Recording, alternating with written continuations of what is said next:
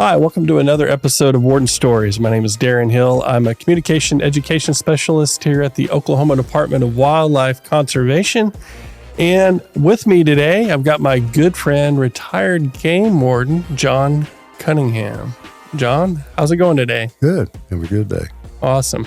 So how long has it been since you've retired? And before I let you go, we'll kind of talk about that retirement as we get near the end. But how long were you here at the Wildlife Department? I was with the Wildlife Department for 32 years, retired in 2014. 2014. It does not seem that long ago that you retired. No, my career should have been a little bit longer, but it was, it was kind of a forced retirement. Yeah. Well, and if you hold on, we'll talk about that forced retirement at the end. It's a pretty big story that changed not only Jon's life, but changed a lot of the lives around here at the department and around the state, and probably the whole country, because of this story. It's one of those God moments that I like to say, and I think Jon will have more of that too as we get near the end. So hold on, but we've got awesome stories as in between there too. So don't just skip ahead. Now, Jon, where were you at when you first realized you wanted to be a game warden? Probably in high school. I was at my house with a good friend reading through Outdoor Oklahoma magazine, and we see an ad in the back of it that says "Become a game warden." Oh yeah. And I thought, what is that? Yeah. So I had to do some research, and I thought, how neat would that be? Just to, have your office be the outdoors, and not be stuck in a room or stuck in a building or punch a time clock or So I was introduced to hunting and fishing at a pretty young age by one of my grandfathers, and so I thought I want to do that. Yeah. And so where were you at in high school there? Were you up here in the city? Anadarko. Oh, in Anadarko, yes, yeah. Mm-hmm. So we're both Anadarko graduates. So you're lucky to have a couple warriors here, right? Warriors, yeah. Awesome. And you get together with any of your old classmates at all? I see it. I'll talk to a few of them every now and then, and they come up to Stillwater to go to football games, and I'll run into them. Yeah. But that's awesome. So what made you, okay, let's kind of go back a little bit. Well, there's a little bit of history there with my dad, who worked with your dad, not only at Millwood, right? Correct. But also we moved up to Kansas. I was living at that time was the pheasant capital of the world, Norton, Kansas, northwest Kansas. And then my dad decided he wanted to move back to Oklahoma. He picked on the map based on how many lakes were around the area that he was able to go, and he picked Anadarko. And so we ended up moving there, well, actually out in the country. But so how'd you guys end up in Anadarko? Well, we were going to Millwood, and the superintendent at Millwood at the time moved to Anadarko as superintendent. Oh. And so he had a connection with my father there. Yeah. So he hired my dad, and we moved with him to Anadarko. So that's how we ended up there. And so you did a lot of hunting, fishing around Anadarko? I did some. I mean, I'd go with friends and go with their parents. My dad didn't hunt or fish, so I'd go with guys that their dads took them. So kind of got to do that. But no, I think the superintendent recruited him because there was 4 boys there. Yeah. So he wanted somebody to, for athletics, he mainly recruited us to go. I love it. Anadarko. Yeah. So did you play sports and everything? Play sports, yeah. Yeah. Basketball, football? Basketball, yeah. Everyone. So, but now, Anadarko's a pretty big, good football team. it is now. Yeah. When I was a kid, we were okay. Yeah. But now we tend to make it to the state every year. We didn't have a good football team, but we won state in basketball and baseball that year. So wrestling was always a thing I grew up with too. Popular, yeah. Yeah. And I love fishing around Fort Cobb Lake. Did you do any of that? I did. Yeah. Mm-hmm. Washita River, of course. Yeah, Washita River. I mean, I live basically on the Washita River. Right. So saw a lot of noodling before it was maybe popular like it is now. It was not always the guys that you wanted to hang out with back then that noodle. Washita River was a big deal back then. It really had some good flow to it and stuff, and there's a lot of fishing opportunity there. So yeah. But Fort Cobb Lake's a good lake to be around also. Wow. Yeah. We grew up sand bass fishing there. Right. So you're sitting in high school, you read out to Oklahoma, become a game warden. This is what I want to do. Right. How did you go to college? Went to OSU. Mm-hmm. And, so that's where I got my background in my wildlife classes and stuff. So started off at Murray at Tishomingo at Murray Junior College, and then transferred to OSU. And so it's a good experience. Yeah.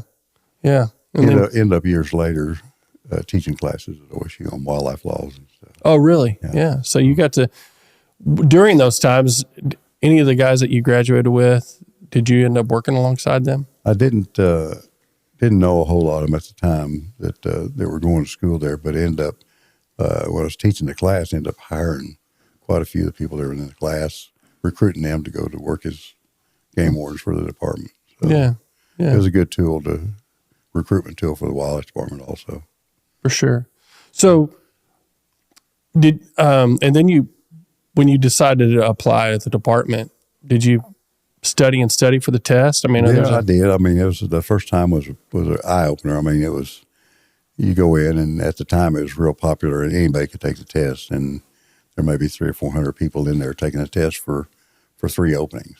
Wow. And so it was a lot different than it is now, I think. It's competitive back then. Not sure what the process is now, but it was, things have changed. Yeah. So, and then did you go to the county you wanted right off the bat? No, they didn't. I didn't know anything about, the county. They put me in McLean County in Purcell, and of course I didn't know anybody then. At the time, they would never put you back in your home county. Oh. And I think that's changed also, because people will tend to stay where they put them. And now back then there was a lot of jumping around because they put you places you might not want to be. Yeah. And so you had to stay there at least 3 years before you could transfer. Oh. But I stayed in Purcell till we had an opening in Payne County, and then I transferred. Yeah. Yeah. And you were there the rest of your career? The rest of my career. Yeah. In Payne County. So of all those years, and even, so you retired in 2014, what did you see that changed the most as a warden between when you first started and then to where once you retired in 2014? Well, in changing counties, there's a whole change in types of activity that you have. McLean County was relatively slow county. I mean, you had to sometimes really look to find activity, but moving to Payne County, you have 20,000 kids going to school there, and there's a whole opportunity for them to get in trouble because there's no public land to hunt, no WMAs, no places where they can go hunting. And then maybe used to being growing up in the rural area and hunting wherever they wanted to. So there was a whole mindset of where, I'm just going to go hunt where I want to.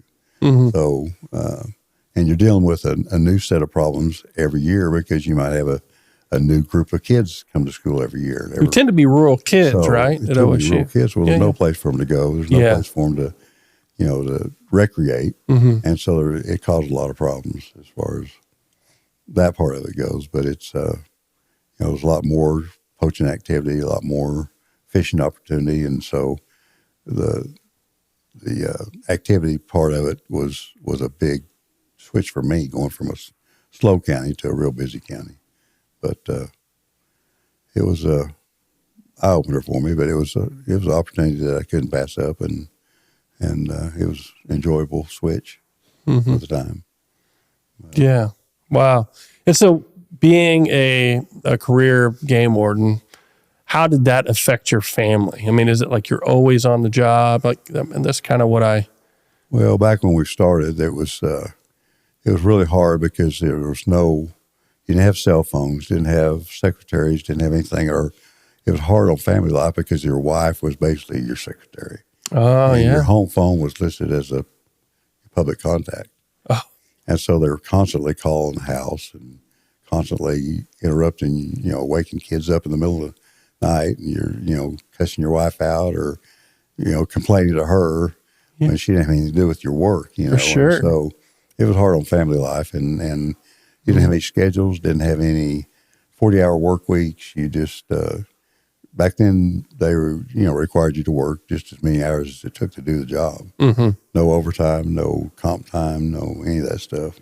So it was a lot different than it was later in my career when it first started. The training was a lot better later in my career than when you first started. They just handed me a rule book and a gun and said, "There's your county. Wow. Go find a place to live." And because I was already a police officer in, when a previous employment, so I already been through the Cleat Academy. Oh, okay. Yeah. And so I didn't have to do that. They just Turn you loose. Go work. Yeah. So a lot of on-the-job training, sounds like. On-the-job training. And you had to learn about that work-life balance, too. Right. That's probably a struggle. Wow. Well, that's amazing. So for those that are starting now on the career path, I know we just had a new recruitment of game wardens just come through.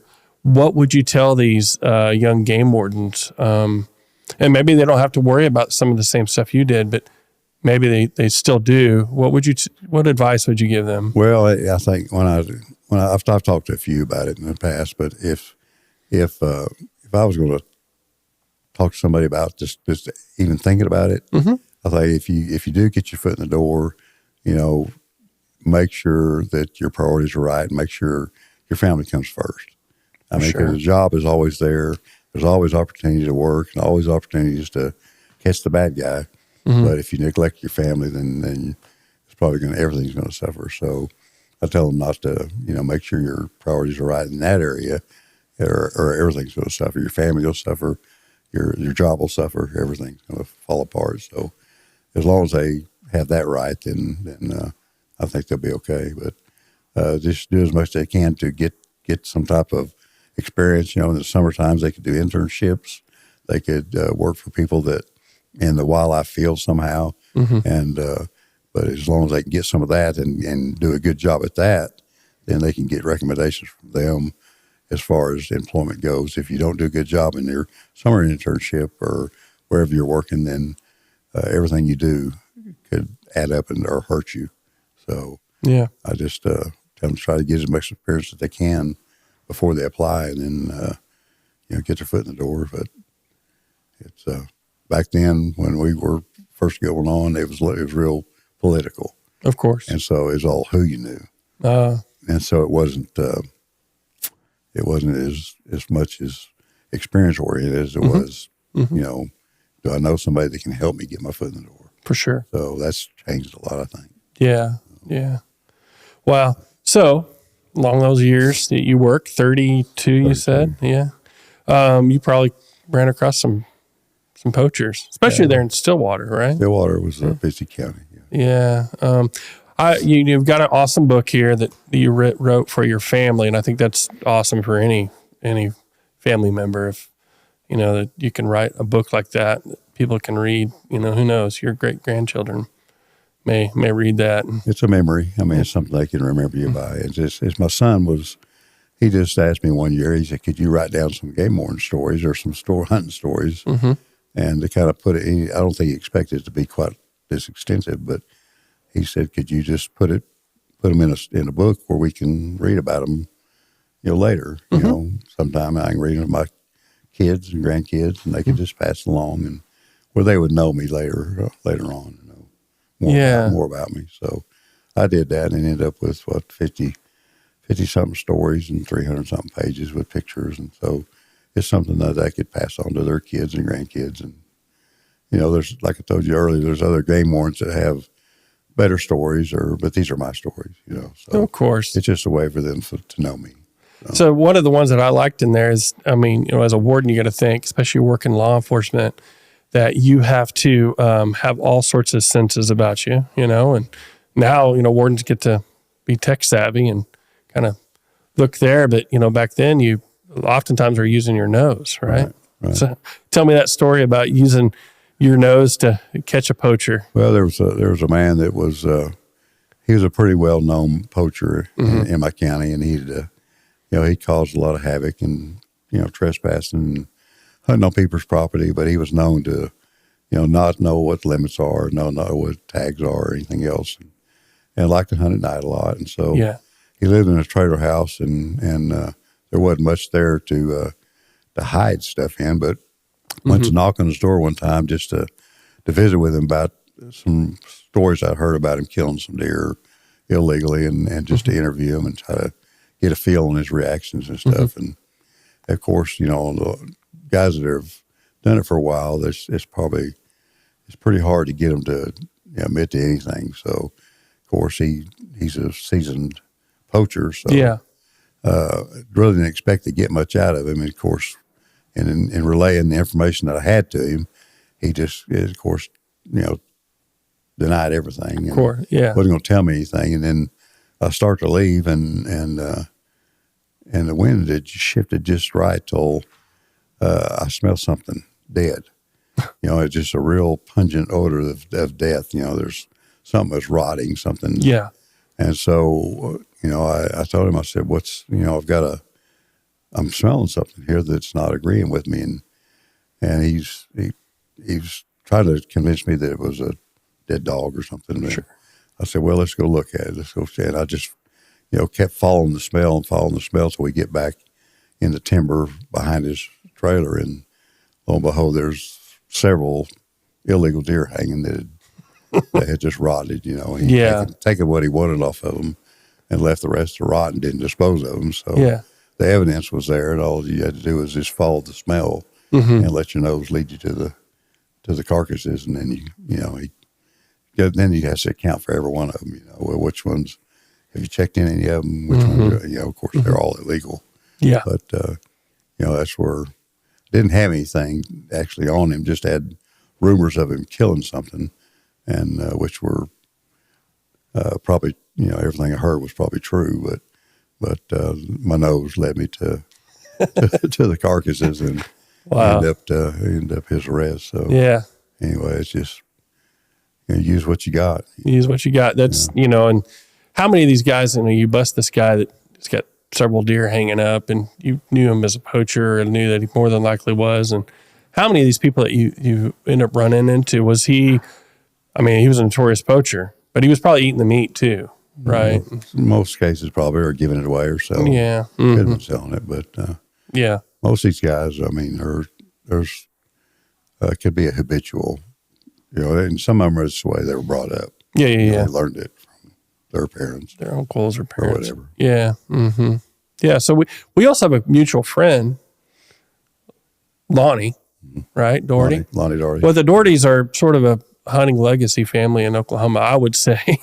It seems like Muskogee area. In the Muskogee area, yeah. But their family's really from that north of Anadarko area near Gracemont. Right. And Lonnie's cousin and his cousin Bart and I grew up together. So it's a small world. And Lonnie, from, those that have watched Outdoor Oklahoma on television, our former host and producer, Todd Craighead, Lonnie kind of helped raise him up in hunting a little bit. Well, so Lonnie and I took Craig on his first cow calling hunt. Wow. So we got to break him in on that, and I think it's a passion for him now today. Yeah, it's amazing. So there's always a small world in Oklahoma, sort of a, Oklahoma sort of a small town in some ways, especially in the hunting circles. But right. So Lonnie apparently didn't always do the right thing, or inadvertently did the wrong thing one time, right? Well, I mean, we were good friends, and I think he had an accident that where they changed the regs one year on the waterfowl seasons, and the first year they had a split in the seasons, and not everybody knew about it. And yeah. He didn't read the regs carefully; it was easy to overlook. And he happened to be driving by the church pond one day, and lo and behold, there were some geese on the pond, and they've been causing a lot of problems. And he thought, I'm going to take care of that problem. Yeah. And jumps out and shoots these geese, and it's the closed part of the season. Yeah. And so he's somebody saw him do it and turned him in, and so it was something that I had to take care of. And so he was already a good friend of yours at this point. Friend, probably one of my best friends. And you end up having to write a ticket to your best friend. When you go to work, they kind of run that scenario across to you. If you caught your family member or friend or something that's breaking the law, what would you do? And I said, well, you got to do your job, or that's why you're there. So it's something I never expected to happen, but it did, and lo and behold, I had to write him a few tickets. Well, Lonnie, yeah. But then you use Lonnie in I did some poaching incidents. I used him to catch some poachers. Yeah. At one point. Yeah. So tell me about that. It sounds like it was before the internet, before cell phones. Before cell phones, and before anything that you could use in. And I had got a call about a guy that worked for a local factory there in Stillwater that had poached several deer, and he'd come to work and brag about it. Yeah. And the people that he worked around were tired of him bragging. Mm-hmm. And so they said, well, he poached one last night, and it's supposed to be hanging in his garage.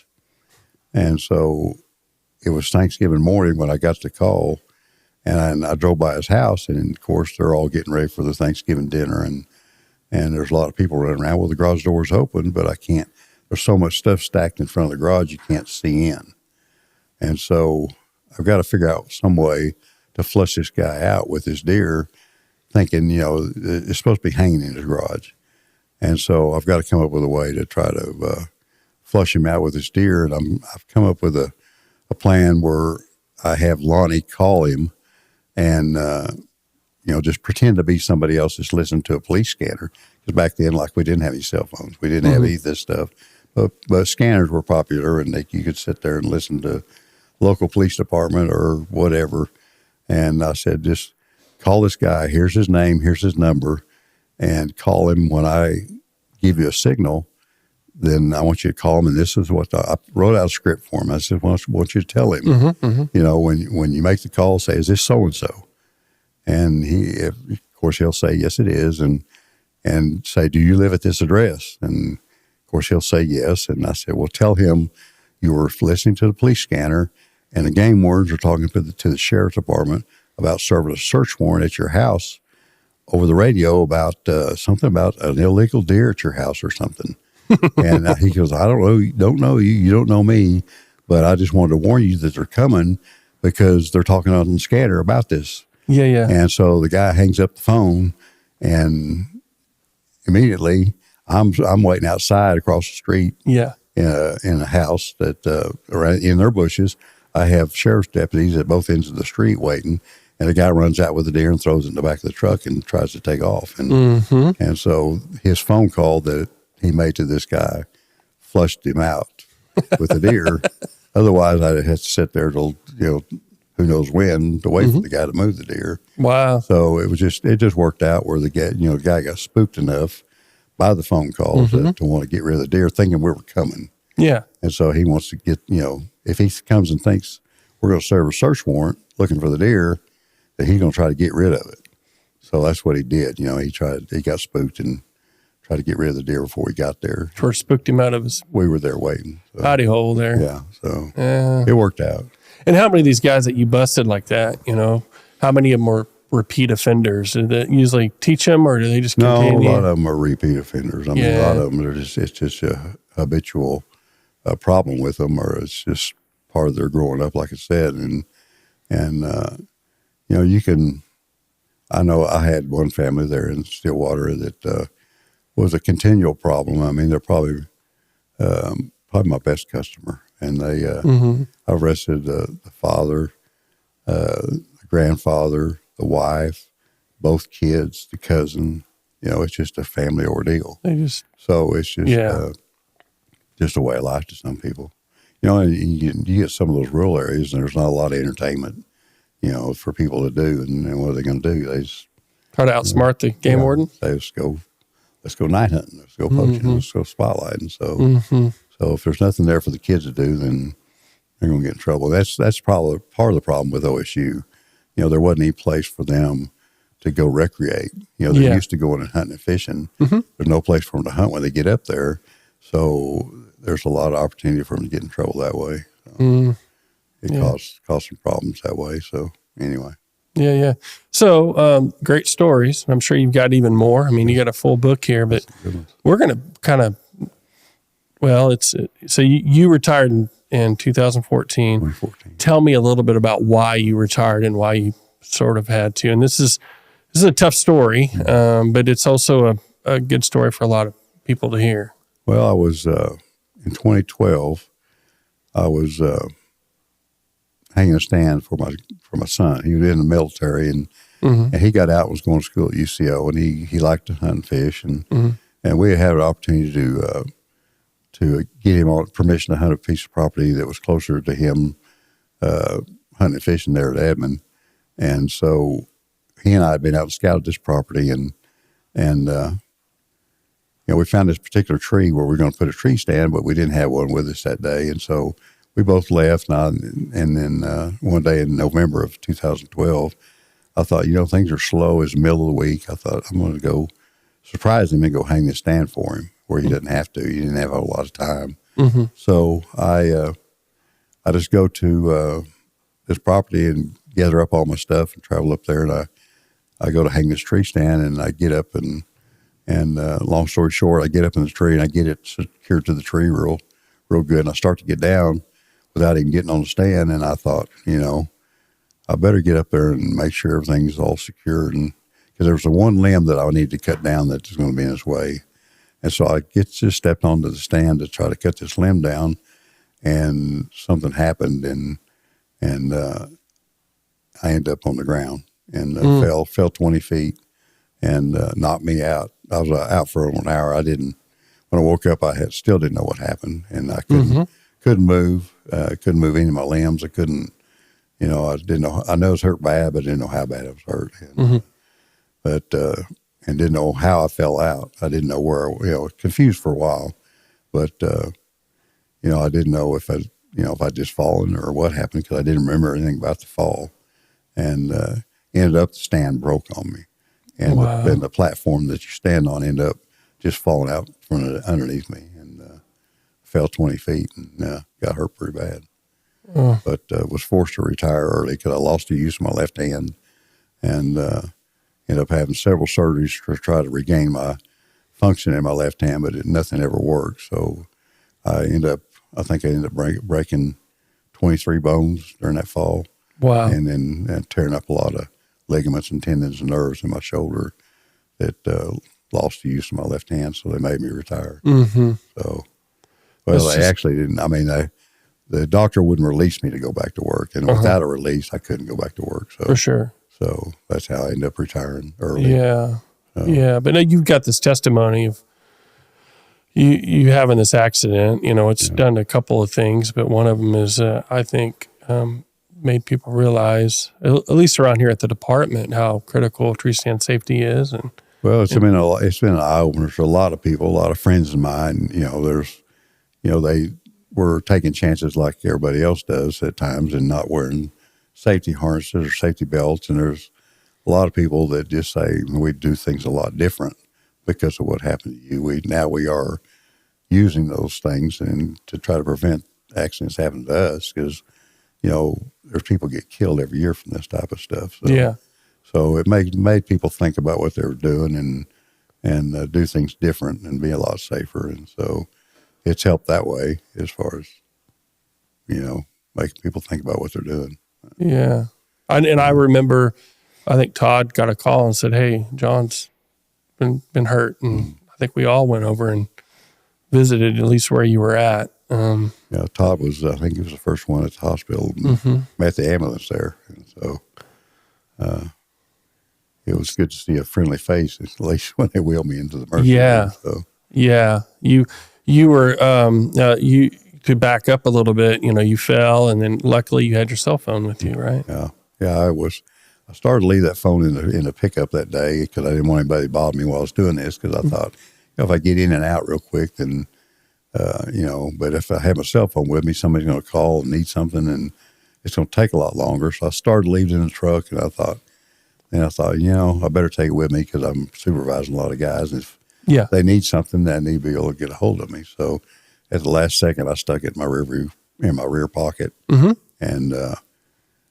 then when it happened, the accident happened, it really saved me, because nobody knew where I was. Nobody knew I was out there. My wife, she wouldn't have missed me, because she used me working at nights. And so I thought, when trying to feel for injuries, because I couldn't move, I felt that phone in my right rear pocket, and that phone saved me because it just, I could call for help, and I called my son. I called Wade Farrar, who's now the law enforcement assistant chief. Yeah.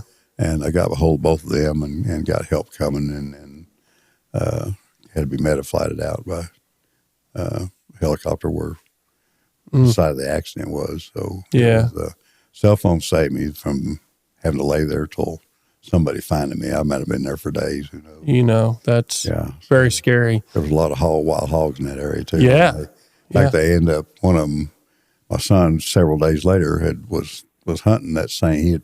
He'd come in and put up another stand there, and he was hunting, and some wild hogs come in and was eating the clothes that they cut off of me after the accident there. So spooky. He shot a hog that was eating the clothes that I had on. Yeah. So, well, that's good for him. Wow. I mean, it's gut wrenching. But at the same time, you're now going around giving your testimony and about this whole incident. I have opportunity to speak probably, 6, 7, 8 times a year. That these churches will have wild game dinners and have sportsmen's banquets or men's events or mixed couples events or whatever. But it's mostly outdoor or sportsman related banquets and stuff. Yeah. They usually have speakers, and I've had the opportunity to speak at quite a few around the state and share my story and work the gospel message into the story. And it's eye opening, and it makes them, makes people think there too. It's just trying to get people to be safe and think about what they're doing, and then maybe save a life here and there. Yeah. So from what I gather here, maybe there's a couple of things that you can talk about, but one is always letting people know where you're going. Always letting people know. This hanging a stand or taking one down or hunting from an elevated position. It's not. These tree stands are. There's more people hurt from tree stand accidents than there are getting shot while hunting. So taking one down or putting one up is one of the most dangerous things they can do. So it's really not a one-person activity. If you take somebody with you, the extra help is tremendous, and they can hand you stuff. They can help you put up stuff. They can steady the ladder or whatever it is, and if something happens, they can be there to help, or they can go get help. So at the very least, tell somebody where you're at and what you're doing. I didn't tell anybody, and so that was a mistake I made. But it's best to take somebody with you to help you, and if something does happen, they're there to help. So inspect those tree stands too. Inspect them, That's one of the things that this tree stand that I'd used, and it was an older stand, and it had these cables that came down and supported the platform that you stand on. And they found out later when they inspected it that the cables had rusted in the middle. They're both covered in plastic, and that you couldn't see the rust. The cables were rusted. Yeah. And so they broke on me when I stepped onto it. They both broke. But, these things, if you inspect them every year and replace the chains or cables or straps or whatever that look like they may be damaged, it could save your life. I tell people to put their stand on a tree or a stump or a pole a foot off the ground and get on it. Make sure it'll support your weight. If it breaks and you're a foot off the ground, you hadn't, the fall's a lot easier to take than it is 20 foot off. Twisted ankles. Yeah. So inspect your equipment, but that safety harness and safety line is a big deal. It's just anytime you're hanging a stand or taking one down or hunting from an elevated position, be strapped in, somehow, because it can and know how to use them correctly. It could save your life. That's what they're for. And people fall asleep, when they're hunting, they get up there, get up, way early, and they're there for hours. Sometimes it's, they don't see a lot of deer, and they get bored, and it's easy to doze off. So I've known a lot of guys that have fallen asleep and fallen out of the tree stands. So it's anytime you're hunting off the ground, be wearing one. So it can save your life. Well, thanks for that testimony. I think that's it's tough, but hopefully we're getting to get that message out there. And well, it's important. I mean, it's just, if you can save a life, it's a tragic thing that happened. It shortened my career, and at the time it was devastating, but it's been a blessing to see what's come of it, and to use that to reach people in more ways than one. Yeah. So hopefully it can save a life here and there. And I've already, I hear from people that when I speak at these banquets and stuff, I've had the opportunity to speak to groups of 100 up to 1,000. And so I'll have people come to me afterwards and say, man, we're going to do things different now, so hopefully it's helped. Yeah. It doesn't work if you're not using it. Yeah, I say it's not easy to talk about, but it's there's a purpose for it. And so as long as it'll help somebody, it's worth it. Yeah. Well, thanks, Jon, for coming in today. Thanks for your stories. I'm sure you got more. We might bring you back on some other time, and you remember some story from the past that you think, oh, that'd be a fun story to tell. Give me a call and we'll come, put you on and let everybody listen to your amazing stories. And thanks for your testimony. You're and welcome. Just for those that are watching, make sure that you subscribe and like and share this story with friends, and make sure you wear your safety harness and hunt safely. Thanks.